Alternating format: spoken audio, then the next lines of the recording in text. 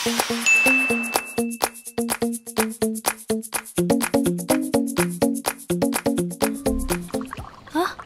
Umiinom kayo? Cheers.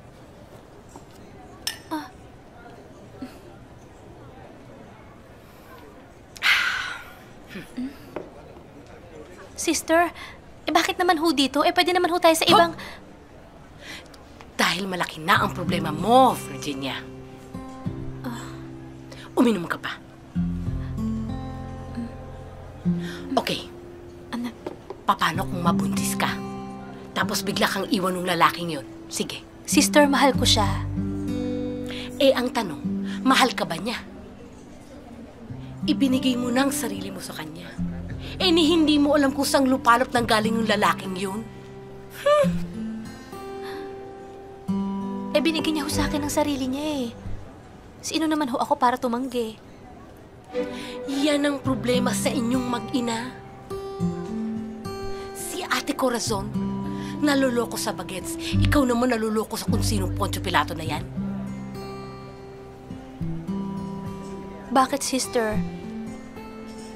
Masama po ba ang magmahal? Naku, hindi naman. Kaya lang, marami pang mas importante kesa sa pagmamahal na yan. Katulad ho ng ano? Abay, tulad ng katarungan, kapayapaan, kaligtasan ng kaluluwa at katawan. Sister naman, pagmamahal na lang ho ang problemahin ko. Masyado na hong mabigat kung isasama ko pa po ang kapayapaan at katarungan sa problema ko. Aray, sister, dami. Cheers! Inom.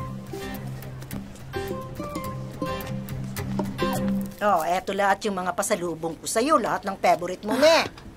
Oo, nanay. Tama si Sister Celia.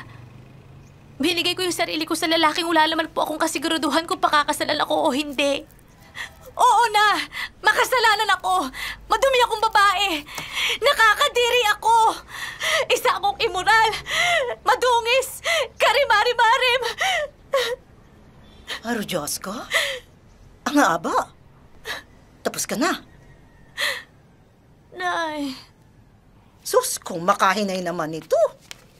Bakit ba? Kala mo ba lumawas ako para sermonan ka? Para saan, inay?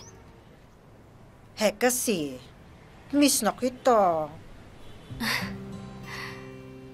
Akala ko naman, Nay, sisermonan niyo rin ako. Ay, ali! Mas gusto ko na yan kaysa magmadre ka. Gusto kong magkahapo. Ang bilis naman. Ay, ito naman, pa-virgin ka? Sus na bata ito. Napansin ko. Hang ganda-ganda ng bahay mo. Ang linis. Hang mga flowers. Blooming na blooming. Parang ikaw. Mukhang hinlove ng bebe ko,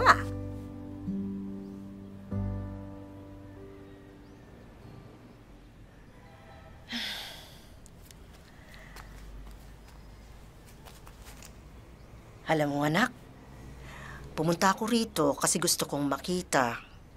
Ang anak ko, masaya. Nay. Haro, anak, magbago ka nga ng shampoo mo. Ang asim ng hanit mo. Nay naman Blooming ka pa naman, sus.